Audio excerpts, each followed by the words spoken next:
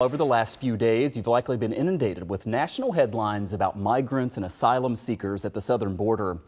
But what is the impact here in western New York? Well, last week, Erie County's Department of Social Services said that all area shelters and emergency housing options were over capacity. Today, Niagara County told 2 on Your Side it's similar there. And just a few hours ago, Governor Kathy Hochul was asked about the state's plans to help counties. $1 billion from the state government is a significant start to providing the assistance to cover the cost of shelters. I'm bringing in even more National Guard, going from 1,000 to 1,500. I'll do more if necessary. Joining us live right now is Chautauqua County Executive Paul P.J. Wendel. Sir, thanks so much for your time. I appreciate you coming on. And the governor specifically there mentioning Jamestown during her remarks as a place where some of these migrants are going. I wonder if you can share with us the current situation there. I mean, we talked about Erie and Niagara County both saying, look, we're just overwhelmed. Well, so our temporary shelters are not overwhelmed. Our individuals came here as early as last November. They do have housing in private homes, apartments, etc. And where we are at capacity is our support services. I reached out to our outreach group that's working with them, and they're maxed out, with caseworkers, with, all the other types of service that needs to go on. The housing and food and shelter, those are some things we're getting through. So we don't have any overcapacity in our shelters. What we have is right now we are maxed out with the ability to assist these people. Again, they're here, they cannot work. They have no documentation. Their passports, immunization records have all been confiscated. So all they have are photocopies. And nowhere in New York State or in this country can you move and get any sort of work or anything with a photocopy of your documentation. So, what we've asked is, for the, to expedite or expedite really the working abilities of these individuals. My contacts have said they want to work, they're eager to work, but until they're given that authority, they can't. Right now we're at 80 people here in Chautauqua County, and of those, 28 of them are school students enrolled in our local public schools.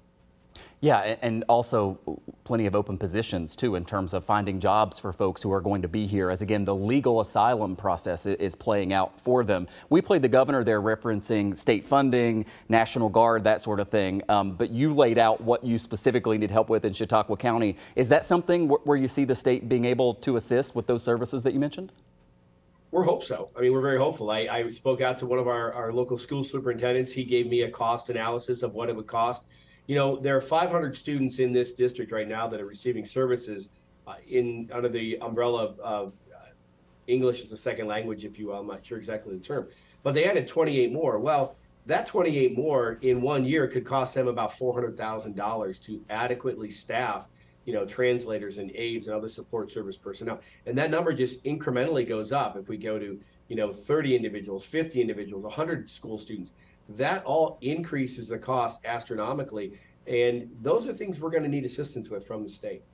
Finally, sir, I've got less than a minute left here. You were on this call today that was arranged by the State Association of Counties. What are the other issues that maybe aren't acute there in Chautauqua County, but are problems or issues that need to be addressed in other parts of the state? And where is the federal government's role in the change that you need to see happen?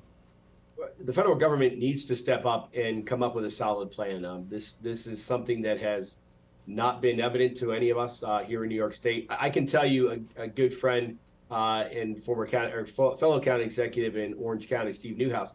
They had homeless veterans who actually came, received assistance, and kind of came to get help, really, because they're very proud. And they were told to move. They had a knock at their door, say, you have 24 hours to vacate this room. We need it for somebody else. They luckily had an agreement with Dutchess County, was able to move those individuals, those veterans. But those are people who gave their lives, fought for our country, risked their lives, defended our nation, and were told to move. They're a little down on their luck and they need some assistance, but they were told to move to bring in other individuals who are not citizens of these United States. So I think those are the types of things that are happening. And more communication. Buses are being sent out of New York City to upstate counties, and no one knows about this till the very last minute. So it's a challenge. We don't have that here in Chautauqua County.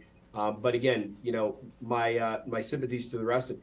And we're willing to help and assist, other counties, but it just, that communication has to happen. Yeah. New York City says they're overburdened, they're stretched out. Well, if you send, 100 people to Chautauqua County, yes, we will be overburdened.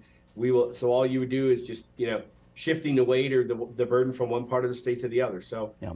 The federal government, we've asked our governor, to reach out to President Biden and ask for federal assistance. One, in the qualifications for our residents, our migrants to work, new neighbors as we're being called. And two, they need, to get some assistance to the localities to assist them financially in whatever comes across that they would need to, provide assistance to these migrants. Yeah. Chautauqua County Executive PJ Wendel, thanks so much for coming on and sharing your thoughts. Thanks, Mike.